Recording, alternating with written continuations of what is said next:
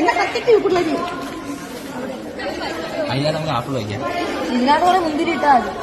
അദ്ദേഹത്തിന്റെ സുഹൃത്തുക്കളെല്ലാം പെട്ടെന്ന് കയറി വന്നു. ചോദിച്ചതോ ക്യാരറ്റ് ഹൽവ. ചോപ്കിൻസ് ഉണ്ടല്ലോ, 1 മിനിറ്റിനുള്ളിൽ റെഡി. കേട്ടോ ബാലു എങ്ങനെ ഇരിക്കണം? കോസിന്റെ പല അവസ്ഥാന്തരങ്ങളും കേട്ടിട്ടുണ്ട്. പക്ഷെ ഇത്ര ഭയാനകമായ ഒരു പ്രശ്നം ഇതാദ്യ. ദാസപ്പോ എന്നെ ശരിക്കൊന്ന് ശ്രദ്ധിച്ചേ. എന്റെ പെരുമാറ്റത്തില് എന്തെങ്കിലും പന്തികളുണ്ടോന്ന് ഒന്നും നോക്കിക്കേ. ഇത് തീർന്നില്ലേ?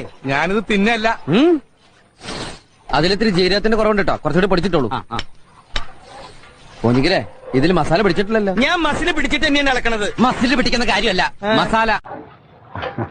ഇത് പിന്നെ രുചിച്ചു നോക്കേണ്ട കാര്യമില്ല, കൈപ്പുണ്യത്തിന്റെ ഒരു മണം തന്നെ അടിക്കുന്നുണ്ട്. നീ ഒന്ന് രുചിച്ചു നോക്കിയിട്ട് കാര്യം പറ. പുരുഷനിപ്പം യുദ്ധമൊന്നുമില്ലേ? ഒരു യുദ്ധം ഏത് നിമിഷം ഉണ്ടായേക്കാം, അല്ല പരിഷേട്ടാ? അതെ. ഇതുപോലെ നല്ല ഫുഡ് ഉണ്ടാക്കാൻ നമ്മുടെ പുതിയ താമസ സ്ഥലത്ത് ആ കുക്കിനോട് നീ ഒന്ന് പറയണേ.